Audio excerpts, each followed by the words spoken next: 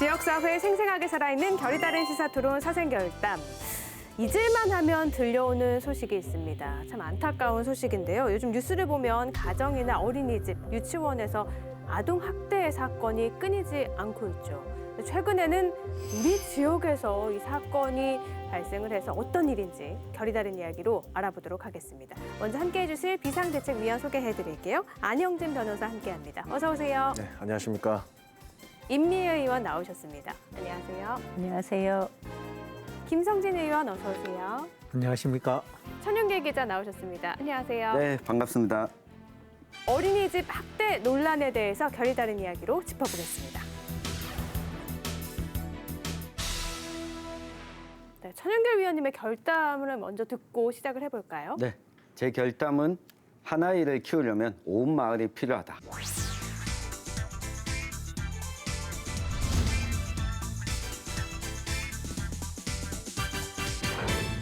너무나 널리 알려진 이 격언인데요. 우리가 아동학대 사건이 일어나고 나면 특히 유치원이나 어린이집에서 이러한 사건이 일어나면 처벌에만 관심을 많이 가집니다. 이번에 영주 어린이집 사건을 사생결담에서 다루는 이유도 이게 왜 일어나는지, 그리고 우리 사회 곳곳에서 함께 책임져야 될 주체들이 부족하거나 놓치고 있는 것은 무엇인지 한번 살펴봤으면 합니다. 네, 지금부터 하나하나 좀 살펴볼까 하는데 지난달 28일이었어요. 청와대 국민청원에 글이 하나 올라왔는데 아동학대를 한 보육교사와 또 원장을 처벌해달라는 내용이었는데 지역을 보니까 우리 지역 영주였어요. 네. 뭐 지금 조사 중인 사안이라서 확실한 거는 나중에 가봐야 알긴 하지만 어떤 일이 있었던 건가요? 네, 지난 5월 중순에 영주의 한 원아의 학부모가 아동학대를 좀 의심하고 어린이집에 설치한 CCTV를 확인해달라고 요청을 했습니다. 그리고 경찰에 신고를 했고 네. 경찰에서 2달간의 CCTV를 분석한 다음에 아동학대 특례법 위반으로 이 검찰에 사건을 넘겼거든요. CCTV를 보고 나서 경찰이 검찰에 넘겼다라고 하면 어느 정도 증거는 좀 확보된 것으로 보이고요. 이후에 청와대 국민청원 게시판에 또 글을 올렸는데 이곳에 보면 이 아이들이 대부분이 뭐 정서적 학대, 이 신체적 학대에 시달렸다라고 하는 이야기가 이 영주에서 나오게 됐습니다. 글을 보니까 너무 안타까워요. 그러게요. 아이가 갑자기 뭐 밥을 다 말아 먹는. 그래서 왜 그러냐 했더니 이렇게 먹어야 된다고. 선생님이 네. 그렇게 시켰다고. 이것만 봐도 정상적인 건 아니잖아요.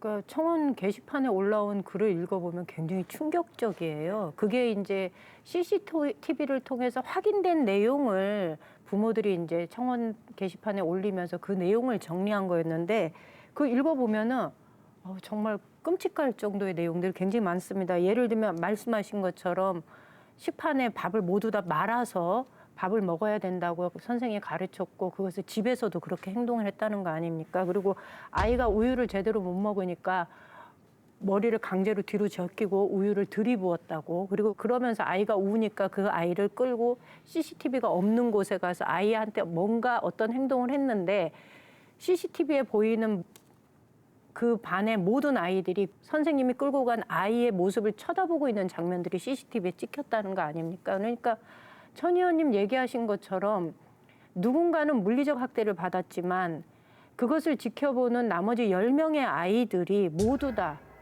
또 다른 학대를 받았다라고 볼 수 있는 거죠. 그런데 더 심각한 거는 이 아이들이 7살 반이었고요. 7살 반에 11명의 아이들이 모두 있었는데 이 교사가 5살 때부터 담임을 맡았던 반이라고 해요. 그러면 이게 어느 날 특정한 시점에 일회적으로 일어난 폭행이 아니라면 언제부터 이러한 일들이 벌어졌는지 우리가 짐작할 수조차 없을 만큼 아이들은 긴 시간 이런 학대로부터 노출되어 있었던 게 아닌가라는 게 정말 걱정인 일인 거죠. 지금 조사 중에 CCTV도 기간이 짧잖아요. 네. 그 전에 있었던 학대나 이런 것들은 밝혀낼 수 없는 거죠. 그건 CCTV가 아마 보관이 안 되어 있는 것 같아요. 그런데 CCTV를 보고 학대 정황을 확인하고 이것을 경찰에 넘겼을 때 이 원장 선생님의 태도가 저는 정말로 이해할 수가 없습니다. 뭐 당시 교사가 굉장히 예민한 상태였다, 약을 먹는 중이었다, 내지는 스트레스가 많아서 이번 달에 행사가 많아서 일시적으로 이런 행위를 한 것이다라고 교사를 감싸기에 급급했는데 그리고 내지는 또 몰랐다라고 얘기를 하는데 실제로 지인들을 통해서 이런 경우에 확인을 해보면요. 원장이 정말로 학대하는 교사의 행위를 몰랐겠느냐? 아니라는 거죠.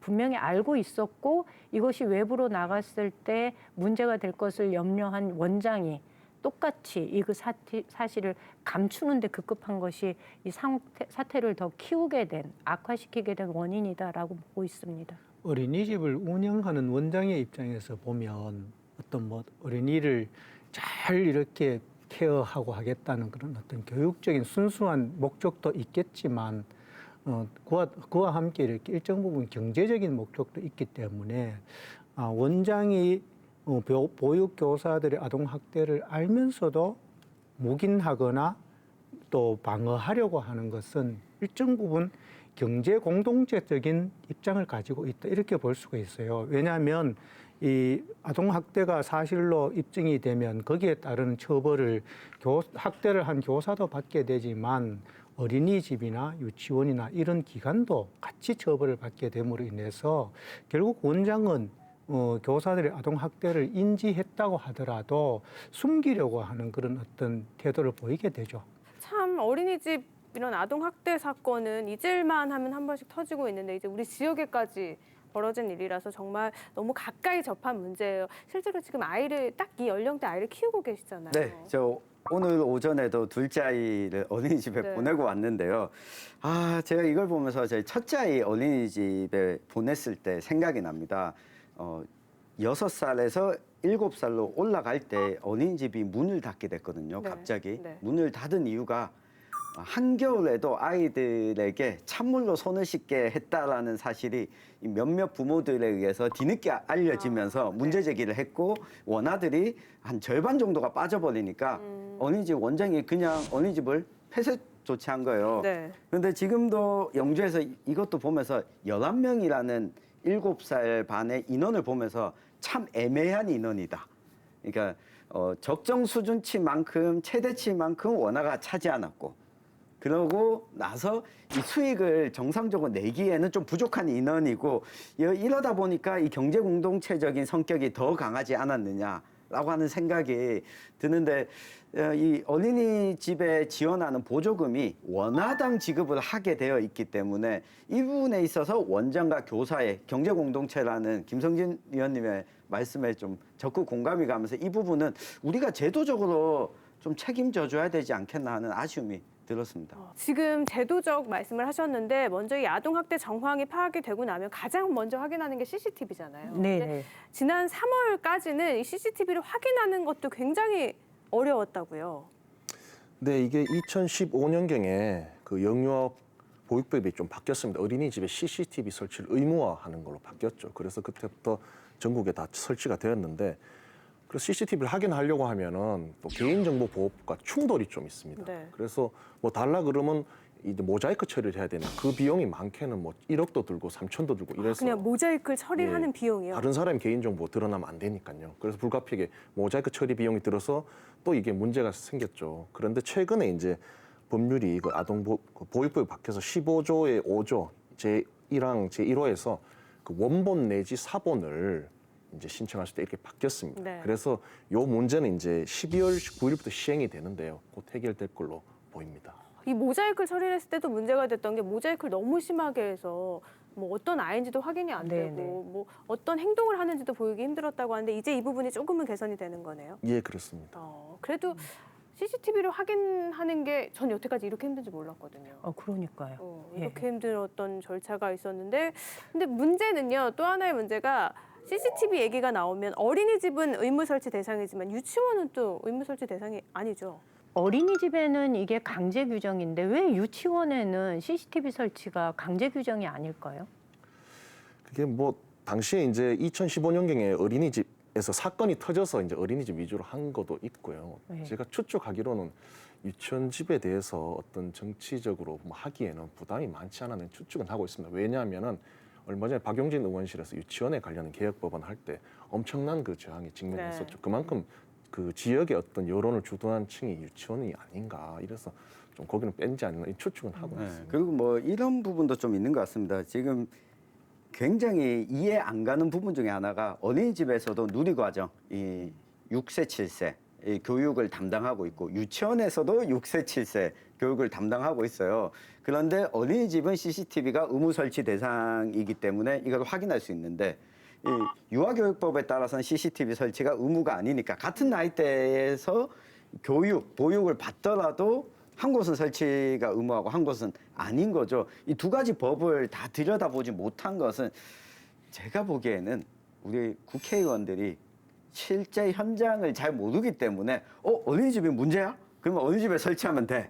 여기서 끝났을 가능성도 저는 크다고 봅니다. 아이들을 중심에 놓고서 법을 만들거나 제도를 만들었으면 이런 문제가 없을 텐데 기관별로 나누어서 아이들에 관한 법을 만든 거잖아요. 그러니까 아이들은 똑같은데 유치원에 가 있는 아이들은 교육부에서 관할하고 어린이집에 가 있는 애들은 보건복지부에서 관할하고 이런 아주 행정부처의 칸막이를 통해서 아이들까지 나누는 이 정책이 이런 문제를 가지고 온 게 아닌가라는 생각이 들어요. 또 그것도 있지만 결국 그렇게 이제 이 담당하는 정부 부처가 또 이렇게 틀리고 거기에다가 대형 사건이 일어나는 경우가 말하자면 어린이집에서 일어나면 어린이집에 관한 법을 또 바꾸고 또 유치원에서 또 사건이 생기면 유치원에 관한 법을 또 바꾸는 거예요. 이 부처들이 어떤 선제적으로 어떤 영유아를 보육하는 이 정책을 어떻게 하는 것이 최상일까를 염두에 두는 것이 아니고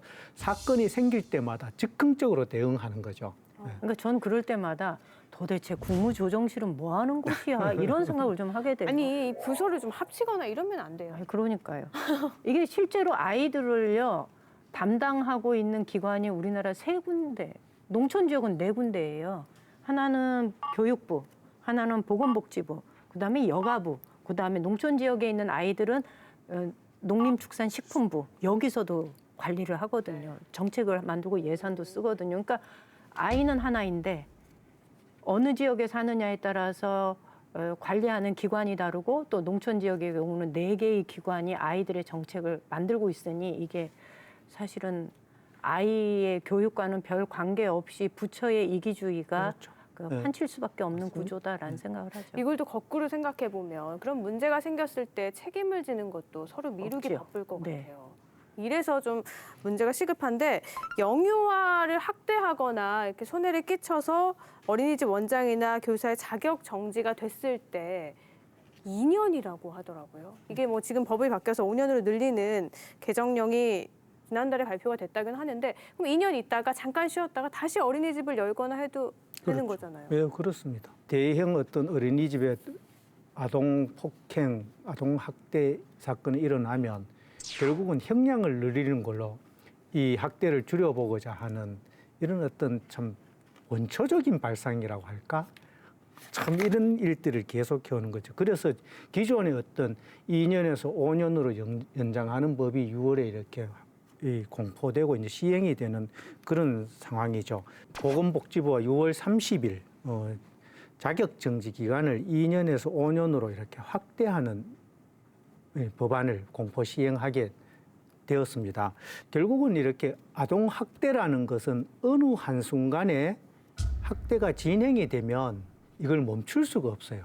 그 이제 교사들 입장에서 보면은 학대를 하고 큰 소리를 치고 이렇게 하면은 그 순간에 아이들에게 통하는 거죠. 예.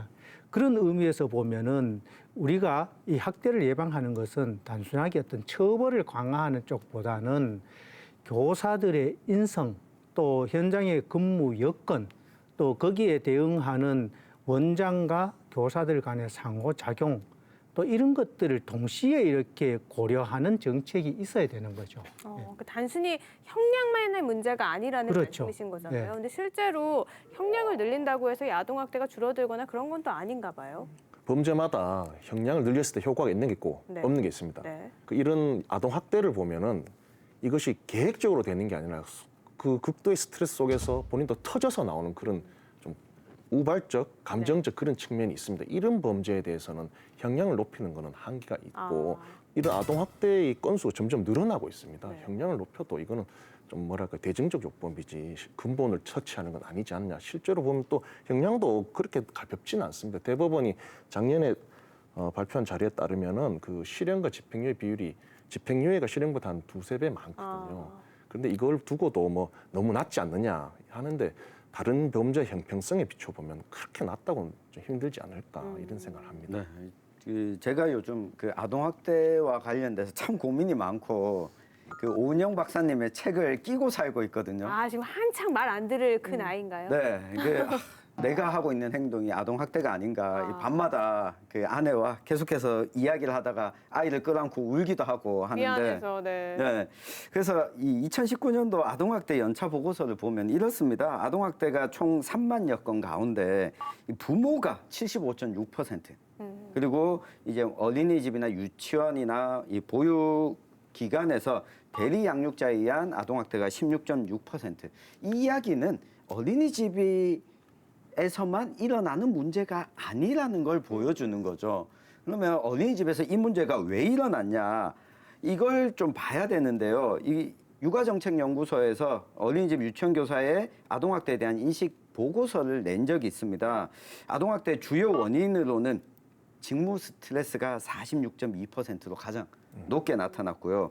유치원의 경우에는 감정 조절 및 통제력이 한계에 달했을 때가 34.4%로 가장 높게 나타났습니다. 네. 여기다가 이 주요 원인으로 교사들이 꼽은 게 높은 교사 대 아동 비율이 가장 우선순위로 드러났거든요. 이야기는 특정한 어린이집, 유치원에서 교사의 전적인 책임 때문에 일어나는 것이 아니라 이 교사가 이런 행위를 했다면 처벌하는 건 맞지만 이 교사 하나를 막 강하게 처벌한다고 해서 이 아동학대 문제가 사라지는 게 아니라는 걸 보여주는 거죠. 지금 말씀 들어보면 근무 환경이 일단은 어느 정도 개선이 필요하다고 들리네요. 네. 근데 이런 측면에서 보면은요, 그러니까 전 두 가지를 얘기하고 싶어요. 가정에서 폭력에 노출이 되어 온 아이들은 그 아이가 유치원이든 학교에서든 똑같은 폭력에 노출이 되었을 때 그 폭력에 대한 감수성이 굉장히 둔해질 수밖에 없거든요. 그러니까 그것을 폭력을 당연하게 받아들일 가능성이 많다. 그러니 내가 어린이집에서 겪는 이러한 그 학대가 어디에서나 벌어질 수 있는 일이라고 생각한다면 이 아이들이 그런 문제에 대해서 집에 와서도 이야기를 하지 않는 거죠. 그러면 이 아동학대 문제는 골마질 수밖에 없다라는 것 하나 하고요. 전 사실으로 또 한 가지 이해할 수 없는 거는 이게 교사 1인당 아동의 그 관리해야 될 아동의 숫자가 굉장히 많다고 그래요. 그런데 실제로 원마다 보면 요즘 저출생 문제 때문에 정원을 채우기가 굉장히 어렵거든요. 그래서 작년부터 실제로 서초구에서는 교사가 1인당 그 누리반 학생이 15명이었는데 그 아이들을 다 20명이었네. 20명이었는데 다 채울 수가 없어서 교육의 질을 높이는 차원에서 이 정원을 조정을 했어요. 15명으로. 그러니 교사도 관리해야 할 아이들의 숫자가 줄면서 스트레스도 줄고 또 법적으로는 아니지만 그래도 그 지방자치단체에서 제도적으로 이것을 정원수를 줄여놓으니까 운영에 대한 부담도 줄고 그래서 일석이조의 효과가 나타나는 경우를 봤는데 저는 왜 이러한 제도들을 저출생을 얘기하면서 교사 1인당 아동의 수를 줄이는 정책들을 펼치지 않는지 전 좀 이게 이해가 잘 가지 않습니다. 그리고 어린이집이나 이런 유치원에서 문제가 발생했을 때 어린이집 문을 닫게 되잖아요. 근데 이럴 때 피해는 고스란히 학부모들이 네. 떠안게 되는 거죠. 아우, 제가 앞서서도 말씀드렸지만 그 경험을 했거든요. 3월 5일 날 갑자기 어린이집이 폐원을 날짜도 했어요. 있지 않아. 네. 날짜도 있지 않아요. 그러니까 이제 3월에 둘째 어린이집 적응시킬 무렵에 이 첫째 어린이집이 폐원하면서 네. 다른 곳을 찾아야 되는 거예요. 그런데 이미 신청은 1, 2월에 다 끝났고 찾다 병설 유치원으로 갔거든요. 네. 근데 병설 유치원을 가게 되면 일찍 마치게 되는 거죠. 아. 그러면 이 보육에 대한 공백이 또 생기니까 이때부터 한 달 동안 아이를 늘 데리고 다녔어야만 했거든요. 근데 이런 문제가 생기고 나면 결국 제가 드는 고민은 한 가지. 아니, 이런 상황이 생겼을 때 문제를 해결하려면 그리고 어린이집에서도 부모들이 덥지 않고 빠르게 문제 해결하려면 공적 기관에서 이 아동들을 맡아서 좀 보육을 하거나 교육해줄 기관이 있다면 네. 이 문제 해결하는데 집중할 수 있지 않을까. 그런데 이번에 영주에서 어린이집 이 사건이 일어나고도 문제가 생기고 어린이집을 개별적으로 부모들이 직접 찾아보러 다녀야 되는 거예요. 지자체가 여기에 나서서 개입하는 건 눈 씻고 찾아볼 수가 없어요. 아동학대 피해가 일어난 어린이집에서 문제 해결에 가장 중요한 것은 이 어린이들에 대한 치유와 안정이 우선이다. 그러려면 저는 이거는 지자체가 충분히 해야 된다. 그러니까 이런 사건이 벌어지고 나면 치유하고 상담하고 하는 걸 지자체가 안내하고 지원해주는 이 정도의 역할은 저출생 시대에 지자체가 나서서 좀 해줘야 되는데 어느 곳도 이런 사건 이후에 지자체가 이런 걸 했습니다라고 하는 건 본 적이 없어요. 그러니까 지금 이 얘기는 굉장히 중요한 얘기 같아요. 그러니까 지진을 겪고 그로 인해서 일상적인 생활이 불가능했던 사람들한테 우리는 지진 트라우마 센터를 만들어서 그 상담을 긴 시간 동안 진행을 했거든요. 네.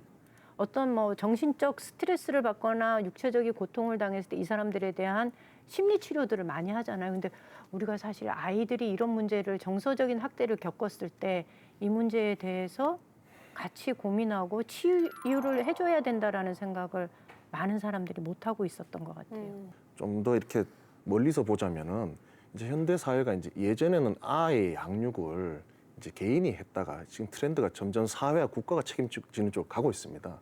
이런 분명한 방향성을 가지고 영유아의 양육도 결국 국가와 사회가 책임을 지는 쪽으로 나가야 되는 거죠. 모두 다 자기 자식, 본인 자식들은 다 옆에서 잘 키우고 싶죠. 근데 사회적으로 그럴 수 없으니 어린이집에 맡기는 건데 그것도 좀 사회가 개인 문제로 치부할 게 아니라 모두가 좀 나서서 문제가 해결이 해야 되지 않을까 싶기도 한데요. 아동학대 문제가 워낙 뉴스에서 자주 터지다 보니까 볼 때마다 화도 나고 참 눈물도 나고 속상하기도 해요. 근본적으로 좀 없어지려면 어떤 부분을 지금 가장 빨리 좀 고쳐야 될까요? 이때까지 이야기가 쭉 진행이 되었지만 선생님들 입장에서는 어쨌든 근무 여건이 어려운 건 맞죠. 그렇지만 아동을 이렇게 보호하고 양육하는 입장에서 봤을 때는 첫 출발을 하면 안 된다. 어떤 일이 있어라도 한번 학대를 시작하면 그것이 다시 되풀이 된다는 생각으로 여러 가지 어려운 여건이 있겠지만은 무조건 첫 출발을 하지 않기를 바랍니다. 저는 이 사건을 보면서 이런 생각은 들더라고요. 어린이집 교사들의 근무 환경, 처우 개선이 꼭 필요하다. 이 급여 수준이 비교해 보면 10년 일해도 월급이 300만 원이 안 됩니다. 맞아요. 그 10년을 일해도 월 수령액이 235만 원, 20년 근무한 사람은 339만 원, 303만 9천 원.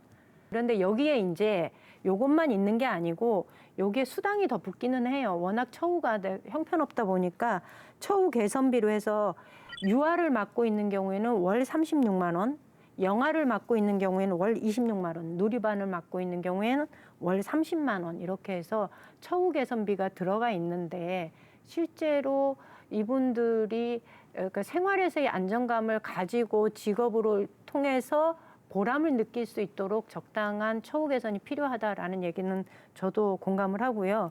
실제로 통계청 자료를 보면은요, 2019년도에 경북 지역에서 아동 학대로 신고 접수된 건수가 2,209건이에요.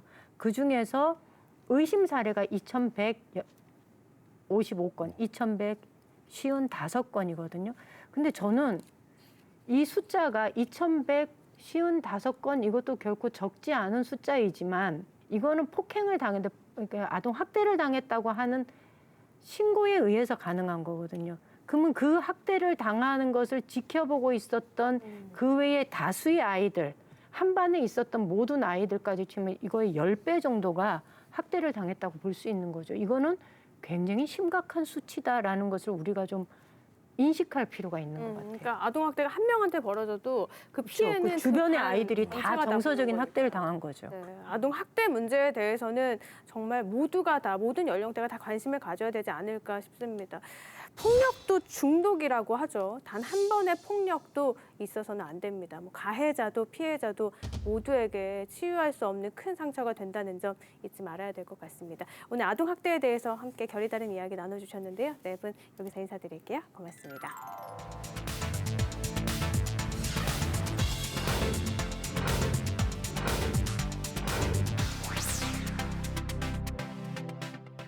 아동 학대만큼이나 심각한 사회 문제가 있습니다. 기후 위기 문제인데요. 지난해는 역대 가장 긴 장마인 54일 동안 이어졌고요. 근데 올해도 심상치가 않습니다. 장마가 원래 한 6월이면 시작이 돼야 되는데요. 무려 39년 만에 올해는 7월에 시작이 됐는데 그 원인으로 기후 변화가 꼽히고 있죠. 기후 위기. 어떻게 대응해야 될지 결이 다른 이야기 함께 나눠볼까 하는데요. 먼저 비상대책위원 소개해드릴게요. 유희순 편집장 함께합니다. 어서 오세요. 안녕하십니까. 허승기 대표 나오셨습니다. 어서 오세요. 안녕하세요. 그러면 사생결담 두 번째 주제입니다. 기후위기 대응과 안동 비상행동 출범. 결이 다른 이야기 시작해보겠습니다. 허승기 위원님의 결담 들어볼까요? 네, 전 세계적인 기후위기송을 불러보겠습니다. 지금 당장 시작해.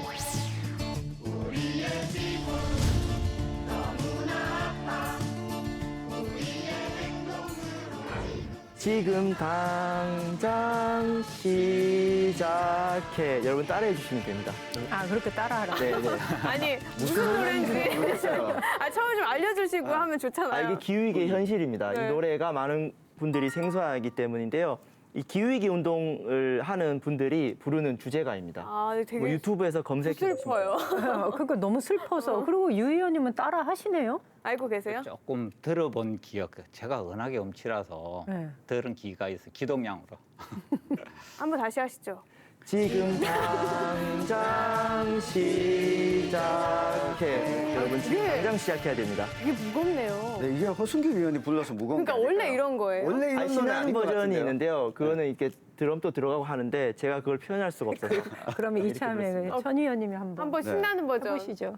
빠른 템포로. 무슨 노래인지는 모르겠어요. 리듬만 가지고 안 되는 거죠. 잊을 수는 없을 것 같아요. 네. 네. 작년 여름 대한민국 장마 54일간 최고 신기록을 달성했습니다. 경북 북부 지역도 많은 농가가 피해 발생했는데요.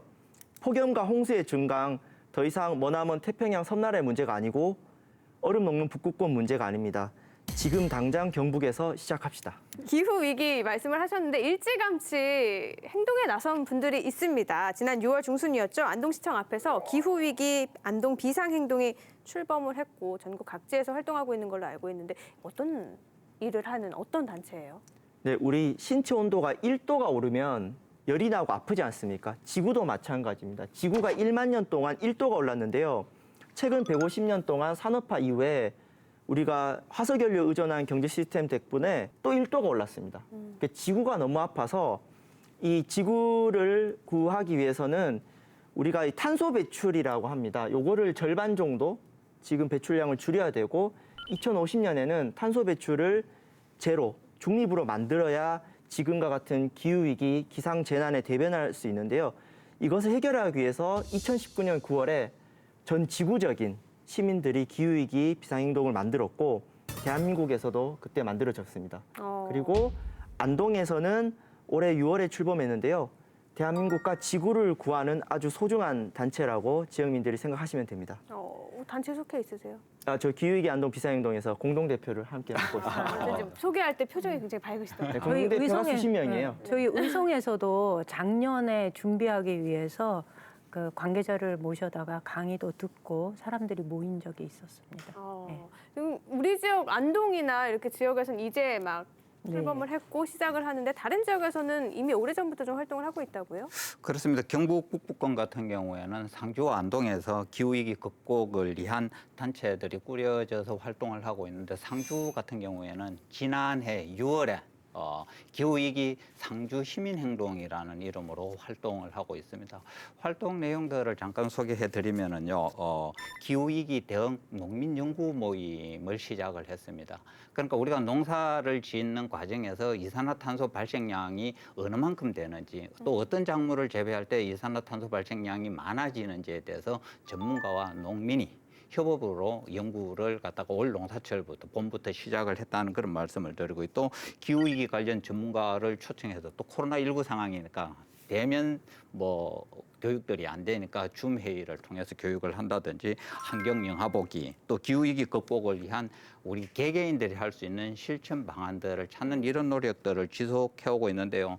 그 지역민들 보면 기후위기에 대응하기 위한 어떤 인식 전환 또 공감대 형성들을 위해서 다양한 활동들을 하고 있습니다. 그런데 우리 대구 경북 지역을 놓고 보면은 이런 기후위기라는 재난 상황에서 실질적으로 이런 조직들을 꾸려서 활동하는 지역이 너무 적다는 거예요. 조금 전에 말씀하신 뭐 상주, 안동, 또 뭐 포항, 경주, 뭐 대구 광역시 정도에서 현실적으로 기후위기 대응 관련 조직들이 꾸려져서 활동하고 있거든요. 그런 거 생각해 보면은 참 안타깝죠. 근데 정부나 지자체에서 지금 나서서 기후 위기에 좀 대응하는 상황이잖아요. 이런 시민 모임이나 단체가 왜 더 중요할까요? 왜 필요할까요?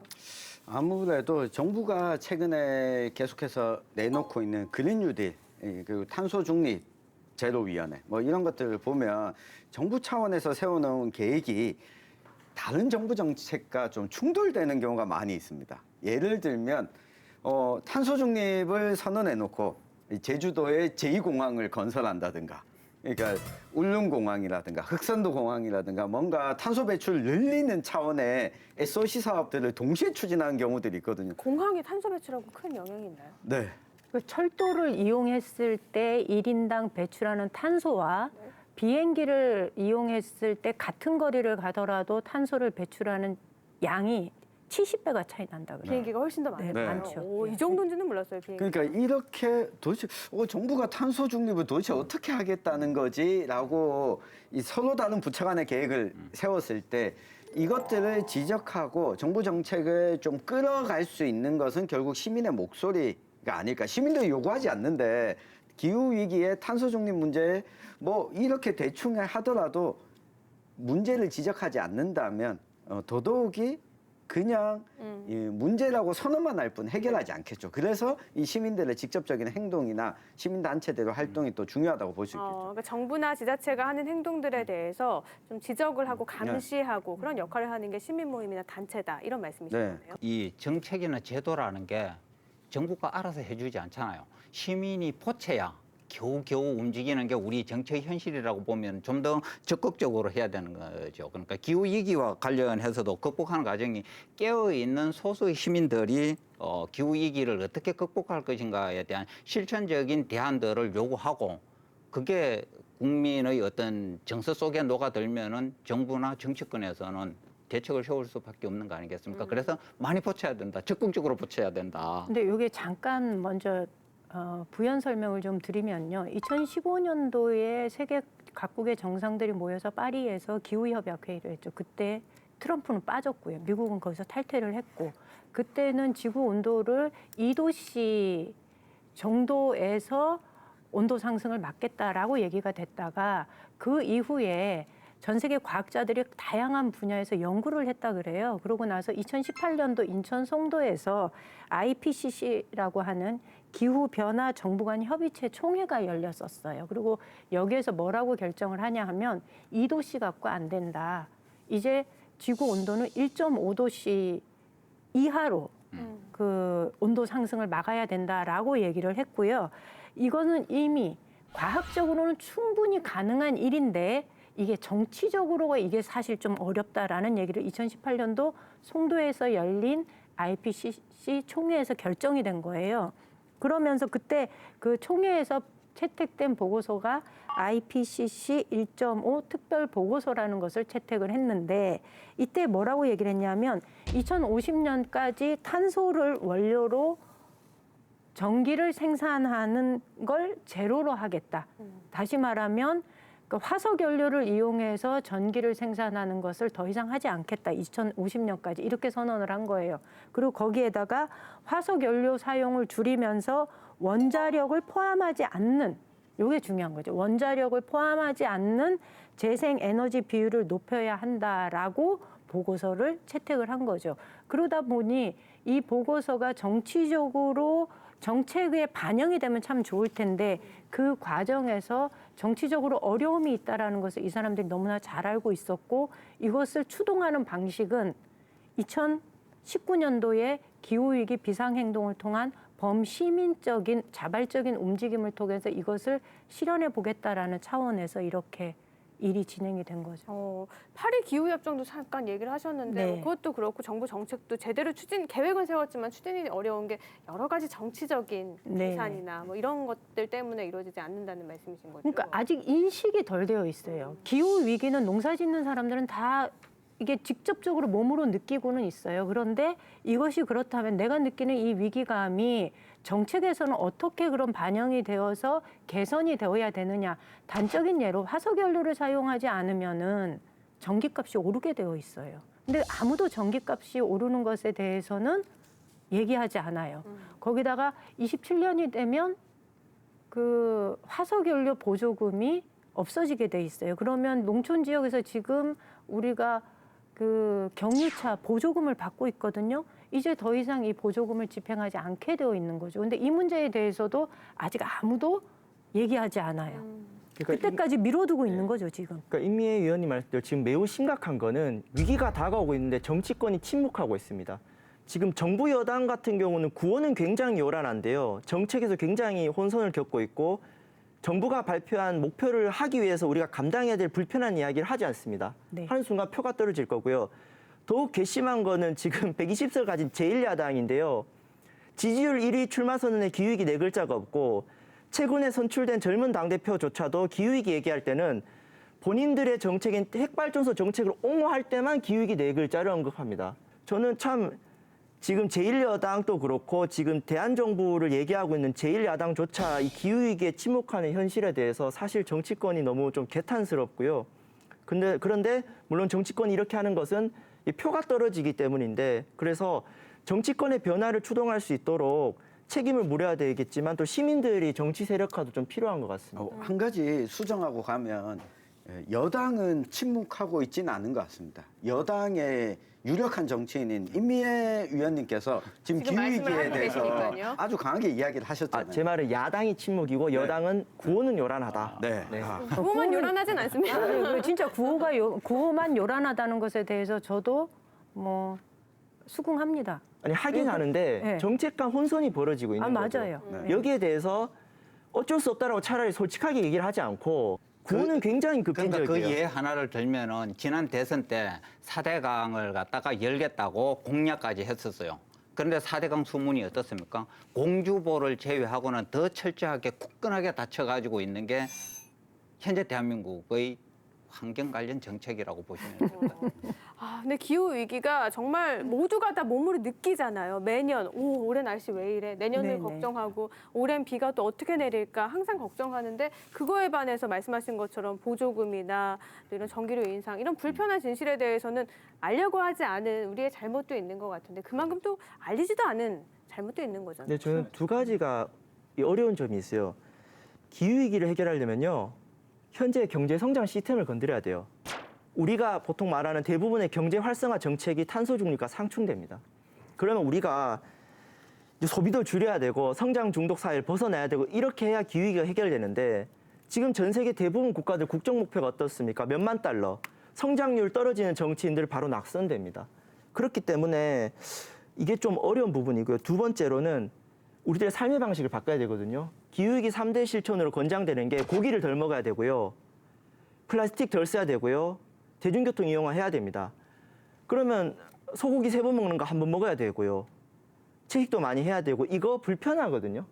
그리고 전기요금을 무작정 낮추면 안 됩니다. 근데 전기요금 올리고자 하면은 댓글창이 난리가 납니다. 서민들 죽어나간다고 언론에서 집중포화를 때리는 거죠.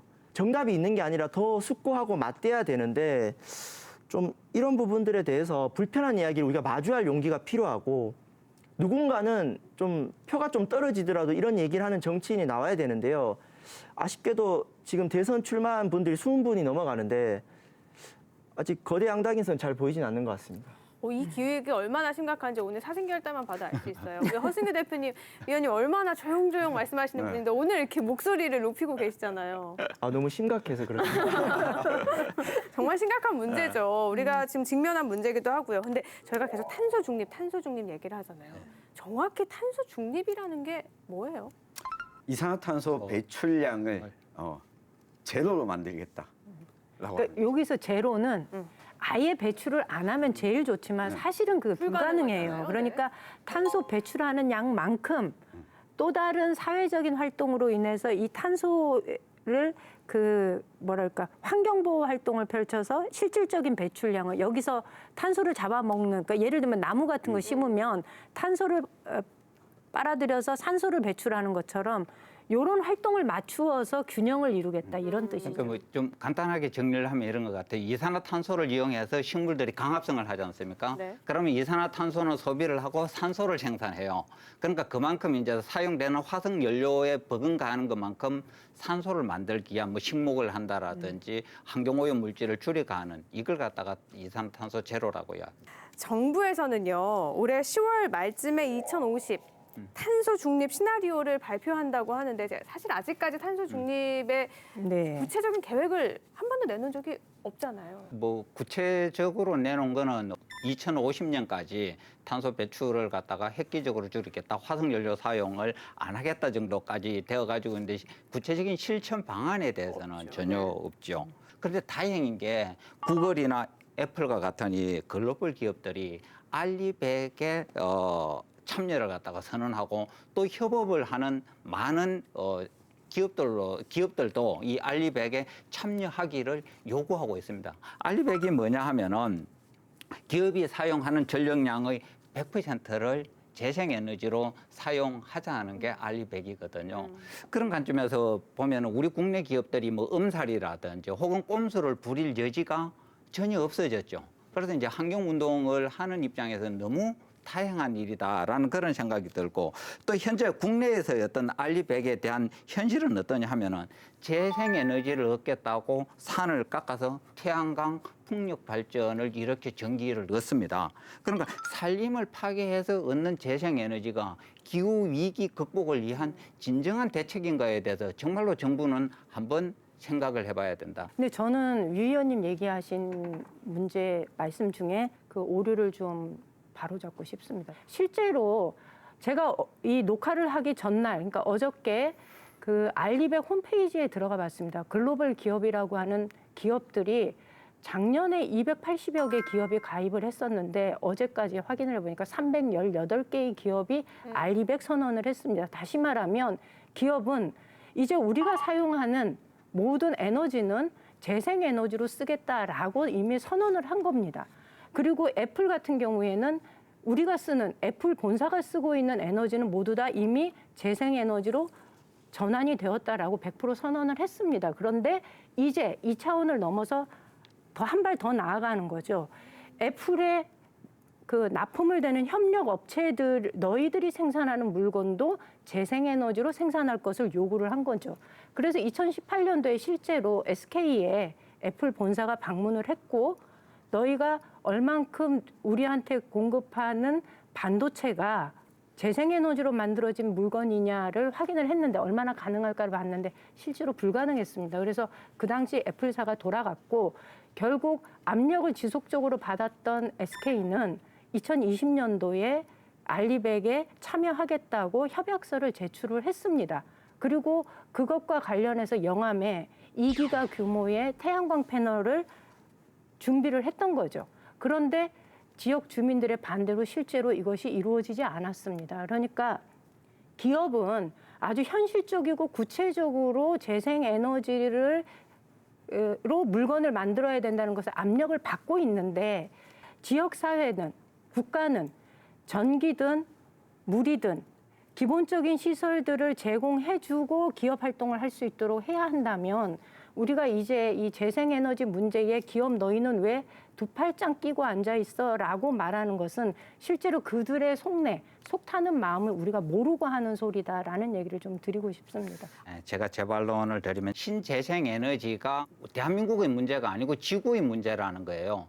산업용 전력의 가격이 너무 내려가 있기 때문에 기업들이 어떤 재생에너지를 얻기 위한 활동을 안 한다는 것에 대한 지적이었지. 기업이 전기를 갖다가 책임지고 생산할 이유는 없죠. 아니 근데 그런 건 문제는 산업용 에너지는 그러면 지금 산업용 90%가 에너지가 실제로 원전을 통한 거기 때문에 산업용 에너지 가격이 현실화되게 되면은 기업들도 재생에너지를 얻기 위한 적극적인 활동에 나선다는 이야기죠. 내가 생산하는데 100원 드는데 한전에 걸 사면은 120원이 든다. 그러면 자기들이 재생에너지를 얻기 위해서 활동을 하는 것이죠. 방향이나 어느 부분에 초점을 맞추느냐에 따라서 이렇게 의견이 조금 나뉘기도 하는데요. 지금 기후 위기 문제 계속 나누고 있죠. 잠깐 나갔어요. 저도. 그러면 사실 각자 개인이 기후 위기에 대해서 생각을 하고 실천을 해야 되는 거잖아요. 그런 거 하나씩만 한번 얘기를 해보면 좋을 것 같아요. 그렇습니다. 그러니까 기후 위기는 인간의 욕심이 불러온 창극이지 않습니까? 그러니까 기술 개발이나 정치적 선언만으로 안 돼요. 그러니까 이 위기를 갖다가 인정을 하고 우리 개개인이 하나라도 어떤 실천을 할까? 그럼 분리 배출을 갖다가 진정으로 할 수 있게 수거해 갈 때 그걸 훌 섞어서 수거만 안 해가도 우리 지역 주민들은 정말로 분리 배출에 의욕을 가질 수 있다는 것이죠. 정책하고 현실하고 따로 노는 이것만 정리를 해도 좋아질 거다. 네, 저는 요것만이라도 이 작은 실천이라도 이렇게 분리 배출하고 안에 내용물은 다 비우고 또 배출을 하는 게 분리 이 수거를 하고 선별하는데 더 수월하다고 하더라고요. 네. 저는 작년부터 사실은 일회용 비닐하고 랩, 그다음 플라스틱을 가능하면 사용하지 않으려고 그걸 구입하지 않았거든요. 그래서 그냥 그래도 우리 집에 비닐이 많은 거예요. 물건을 살 때마다 자꾸 비닐봉지에 담아주니까. 근데 저는 이 플라스틱 사용을 자제하기 위한 노력을 최대한 더 열심히 하겠다. 장바구니 들고 가는 거 그거 한번 실천해 보겠습니다. 실천해 주셨으면 좋겠어요. 제가 홍보를 하나 하면요. 9월 24일에 전 세계적인 기후 파업이 있고요. 미래를 위한 결석 시위라고 해서 청소년들이 기성세대의 책임을 촉구하는 결석 시위를 합니다. 그날 현장 수업 신청해서 참여하면 되지 않을까요?